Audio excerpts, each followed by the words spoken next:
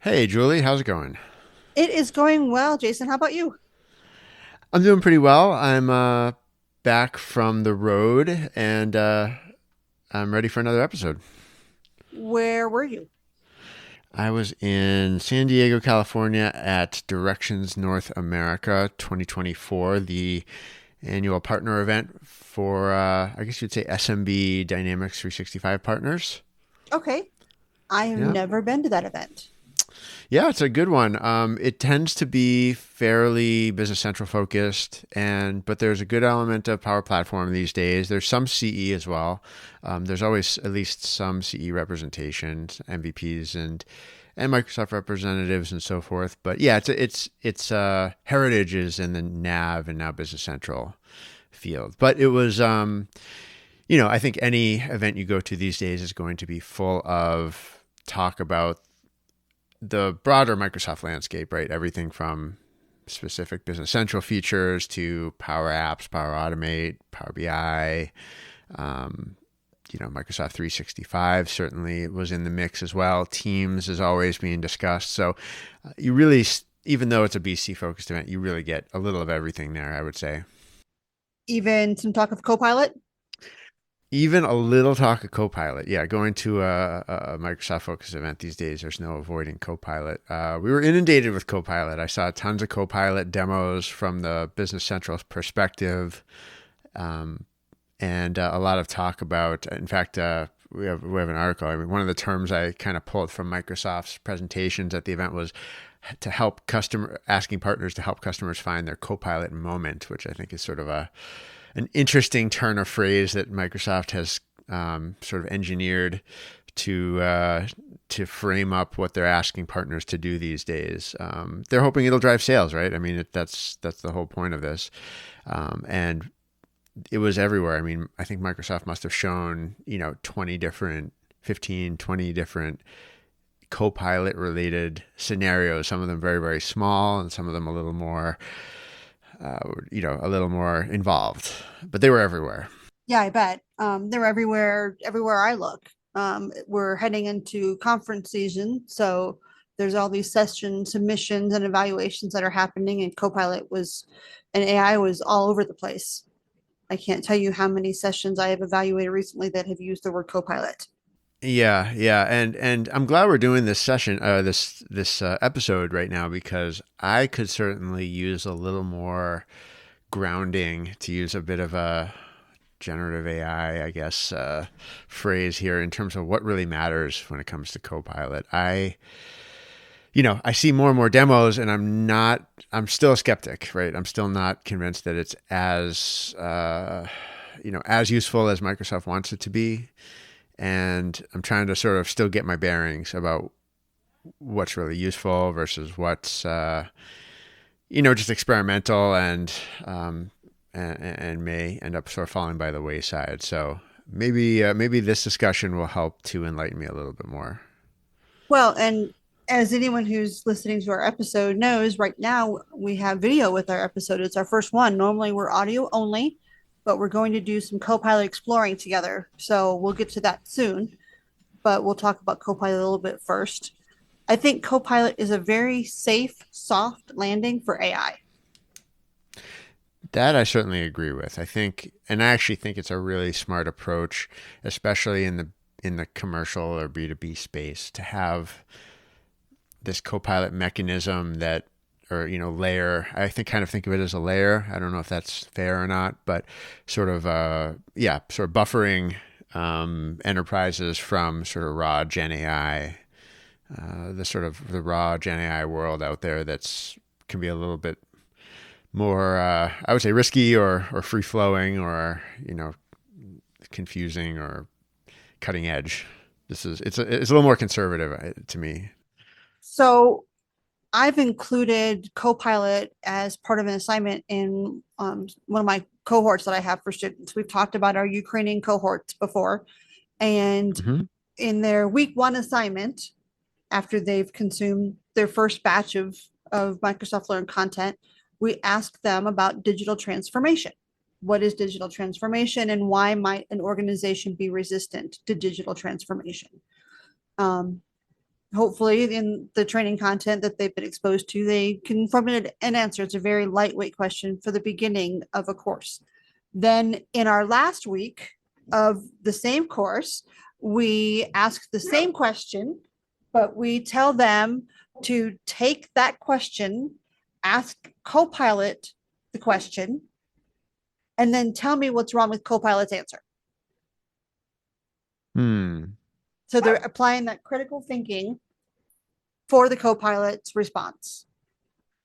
Copilot tends to have less emotion or less appropriate emotion in its responses. I've found it to be, it tries to be empathetic, but it doesn't use conversational words. It does things like, I regret to inform you, which, sure, it shows sympathy, but that's not really how we talk. Right, right. Well, there's a few different sort of challenges there. One is language, right? How people who speak English from one country versus another natively perceive things, and then people who are learning it as a second language perceive it um, in whatever setting they're in. So that's certainly a whole range of challenges. Well, and that's a good way to describe it because to me, that particular phrase, I regret to inform you, certainly sets the stage to, I'm going to share some news you don't want to hear. But that's more of what I would expect from something that's been translated to me. So Hmm. if someone had written something in German that was basically the same thing and it goes through a translator, it comes back out, the I regret to inform you might not, it might be a direct translation, but it might not be a conversationally appropriate translation, if that makes sense. Yeah, for sure. Um, so we've got a couple of different types of copilots. I want to set the stage with that first. So Microsoft Okay. gives us copilots in their products. So we've got copilot.microsoft.com. We have copilots that are exposed to users of things like PowerPoint and Dynamics and Canvas apps and so on. And those are meant to give users interaction. And they're mostly very sophisticated conversational AI bots. They've been given a task and they will only have conversations as it relates to those tasks that they've been assigned. Right. Yeah. So it's sort of putting more strict boundaries on what they can talk about. Right. And they're effectively just conversational. Some of Yeah. Yeah. the co-pilots we get in PowerPoint, for example, can do some things specifically on your slides, but it cautions you as a consumer of PowerPoint to make sure that you're evaluating what it's suggesting and what it's offering you. But then we've also got co-pilots on the maker side of things. We've got co-pilots in GitHub. We have co-pilots for making Power Automate, for making Power Pages, and so on. And those co-pilots can act on your behalf, which is a different type of co-pilot. Right. So they can operate within they can operate sort of within the context of a business application of some sort. And they can, and the idea with Copilot though is that they're never just taking action and running with it. At least I can't think of any scenarios I've seen. It's always, like you said, it'll do something, then it'll make sure that the user is okay with it and they essentially sign off on it. And Well, in Copilot with Power Automate, you can ask it to make the next action in your flow and it will evaluate what you've asked for and put it in place in your flow that you are editing. However, there's a quick undo button so that if it doesn't quite get what you've requested, you can undo it, but it does attempt to act on your behalf. And that's by design. right, right. But then we have Copilot Studio, and Copilot Studio does a couple different things. It's a legacy Power Virtual Agent, right? So what it does is it offers and helps you create chatbots. It can use generative AI to help cut some of the tedious details out of that process of building that conversational chatbot.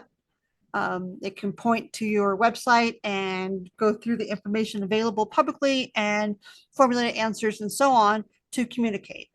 And those chatbots typically are just chatbots. They don't act on your behalf.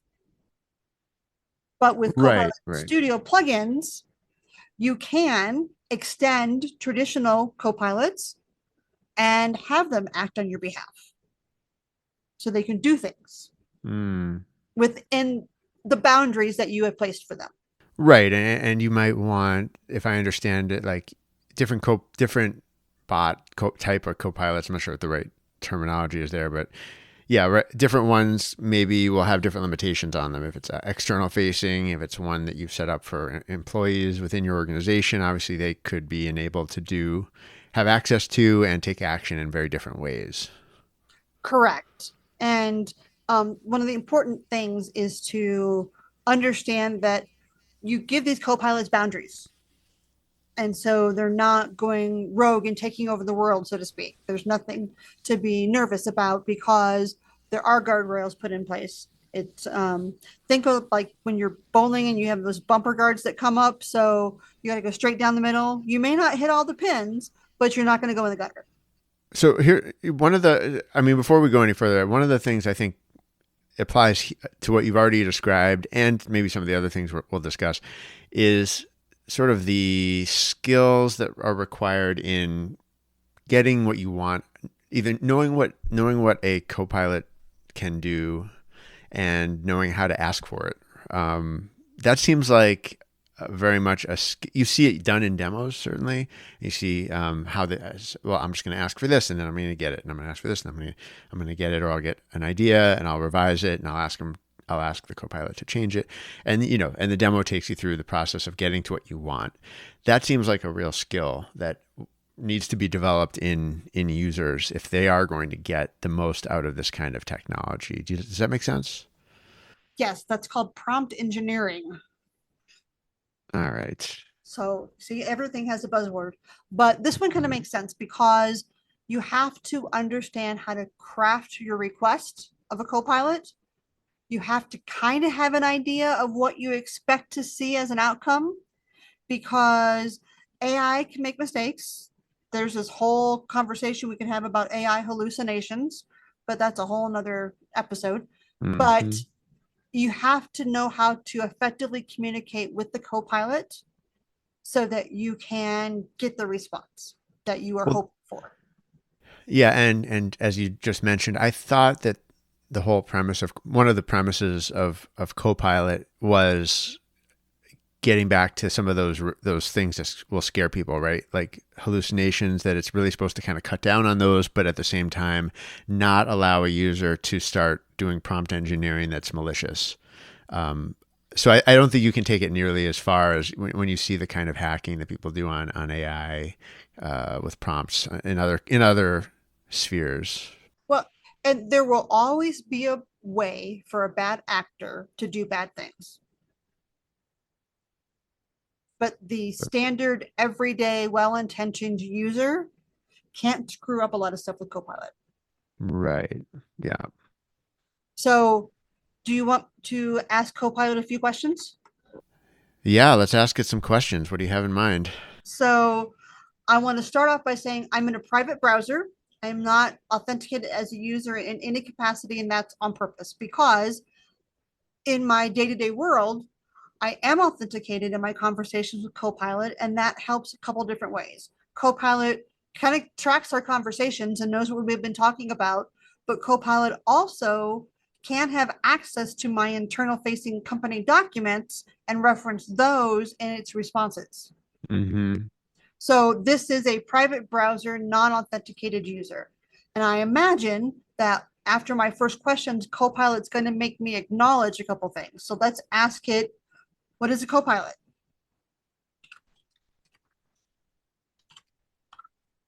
Okay, it's a very generic question that's actually a very bad prompt.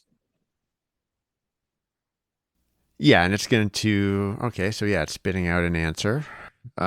This is more than you would get from your standard search engine, right? So this is a Copilot is a AI companion. These are some things you can do with it. And here's where you can find and use Copilot.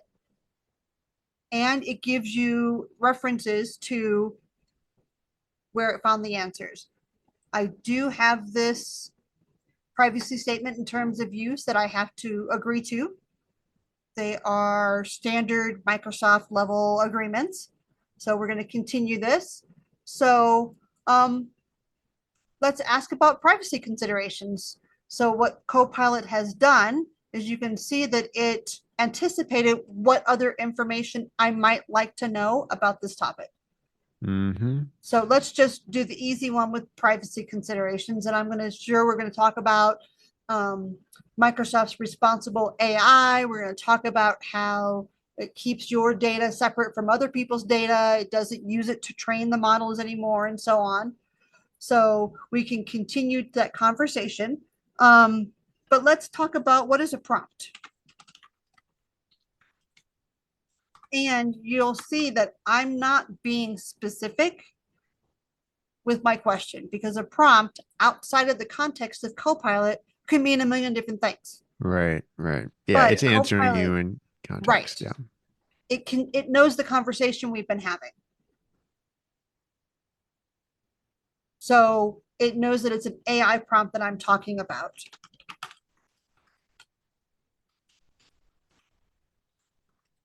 So now we're going to ask, how can I make good prompts? And I hope it's going to tell us the ingredients of good prompts. Yes. So be specific, include context, use keywords, specify the output that I want, and iterative Q&A. So far in this conversation, we've built up our knowledge about Copilot, about what Copilot can do, what kind of concerns we may have, and now let's get to the nitty-gritty of how can I do better? So we've got some good and bad prompts here.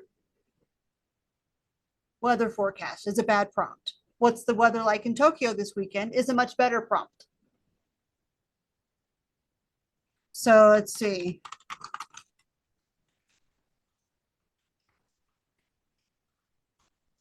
Tell me the weather for Denver in a poem.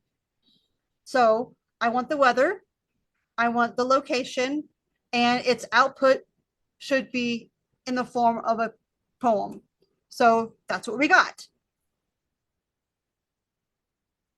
And then it throws in a real forecast sort of graphic just in case Exactly. you can't Yes. parse what it was rhyming. It's not really But see, rhyming, it is it? tells me that thunderstorms are coming my way, which for me is good to know because I have a little dog that's terrified of thunder. So I need to go find her shirt to put on her Mm-hmm. so she doesn't get anxious. Oh, that's cute. Yeah, good to know though. um, but in addition to this, we can ask it for things. So, like, I've been making some training content. It's kind of what I do.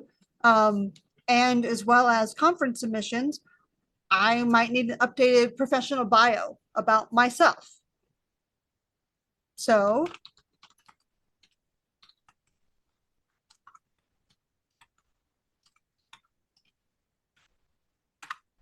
write a short professional bio for Julie Yak.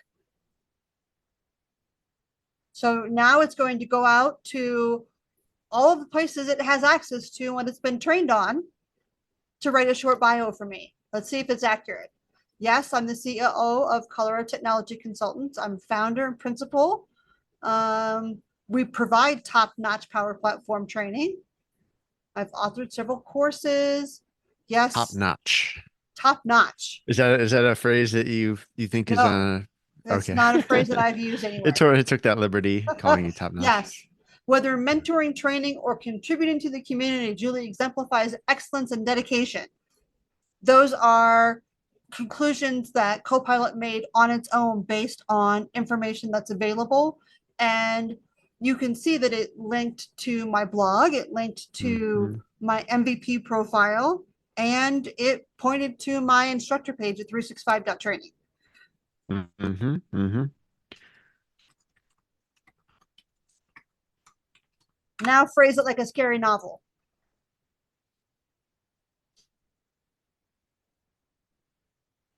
So now we're getting a horror novel about my professional skills.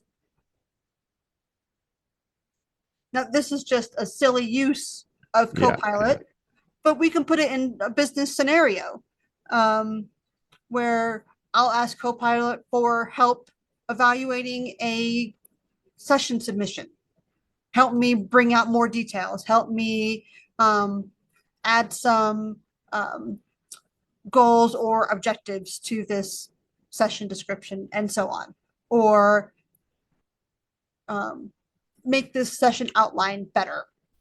Yeah, that's one of the cases that I am actually most interested in. For example, well, things like that, I guess you'd say. Yeah, yeah. For example, a summary based on a PowerPoint deck, or a project status report based on project information in project service system, or something like that, where it's taking a lot of information and consolidating it down in a way that would take someone a while. Like, I think that's pretty interesting. So let's go back to getting some practical answers. Hopefully, I'm asking prompts that are going to be effective. What is a good use for Copilot for small businesses? I think that is fairly well-rounded for a prompt. I could have absolutely added more details. I could have asked it for a short bulleted list.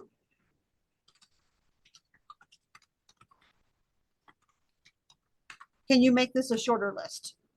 I could have started with that. I didn't know how talkative Copilot was going to be. So it Mm-hmm. took that list and it kind of shrunk it down. It effectively says the same thing, but in a more concise way. So if I were trying to convince my boss that we need things like Copilot in our business, then this is a path I could take to get that information.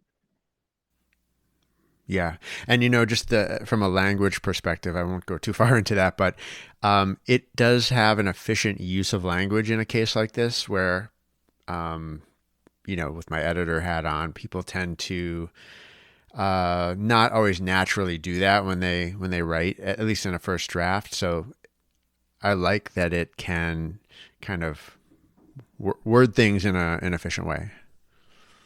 Yes, I agree. Um, from a personal perspective, I have asked Copilot's help in determining a vacation spot. So I've Hmm. spoken on several different podcasts before about my annual Women's International Networking event, or WINE for short. It's a group of professional friends and I. We get together every year and rent a nice house for a long weekend together. And I'm in Colorado.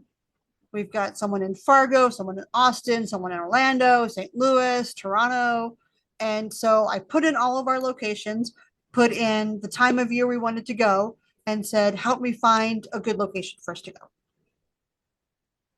And it gave me responses that were geographically central to all of us, that might make a good weekend getaway for a group of professional girlfriends. Makes sense. And how did the results come out? Um, from a logical perspective, Copilot generically gave me good answers. However, Yeah. because I know our group of friends, I can tell you that nobody wanted to go to Omaha, Nebraska just because it was geographically central. Canoeing or something, or Yeah, I don't know. We walk. actually we're going to Vermont this year. Oh, nice. Is farther for me, but I don't mind taking a slightly longer flight. I travel a lot, whereas some of the other women in the group don't travel as much and would prefer to have a 1 hour flight to a 3 hour flight. Right, right. Yeah, that's an interesting one. I think the more you know, it seems like the more you know, the more likely it could, cross reference the different factors and come up with some good options. Yes, absolutely. Yeah. So let's see, what's a good way to wrap a podcast episode? Let's see what Copilot tells us we should be doing. Farewell, dear listener. Okay, so somehow it's decided to be very creative. Ugh, no, thank you. Until Thanks, then, but dear no thanks, listener. Copilot. Let's see, we're going to sign off with gratitude and a virtual hug. Stay curious, stay Yes. inspired, and stay tuned. That just does not sound like us. No, it's not really either of our styles. I think hopefully listeners know that we're always sort of embracing them in a way, aren't we? Yes, absolutely. We don't have to talk about virtual hug. Everything we say kind of exudes our appreciation and But I will close with talking about the training co-pilots that we have at 365.training. So we have several courses that we've included our 365 AI, which is your training co-pilot that has been grounded in the data and information specific to a course topic that is just integrated with the course. So you can at any time ask this training co-pilot your questions and it will give you in context answers while you're training. So I think, and that's included in no additional cost on any of the courses that we have with it. So I think it's another good, safe way to be using AI in practical terms. I think AI and Copilot are really effective as whispers, not as shouts. And I think that it's a safe place to explore AI and how it can help your business and your day to day. yeah, that sounds like a smart use.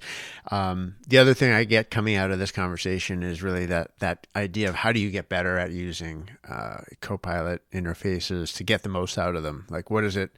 How well can people do it on their own? How much training do they really need just on that skill alone to really make? Because one of the inevitabilities from what I'm seeing from Microsoft is they're going to expect people to use this kind of approach more and more as they interact with business systems, going back to that, side of the world. And I mean, when I watch the demos that I've seen going back to like last week in where was I, San Diego, I don't consider much of that intuitive. I consider it a real challenge. I'm not saying it's impossible, but yeah, the skill of the Copilot interaction and prompting itself is going to be a big one. So this was a great experience for me, Julie, just to see you take a few steps through some of these scenarios. And yeah, I think what you're talking about in 365.training will also be really useful. Great. Well, with that, until next time, stay curious, stay inspired, and stay tuned. Bye Thanks a lot, Julie. Bye, everyone. bye.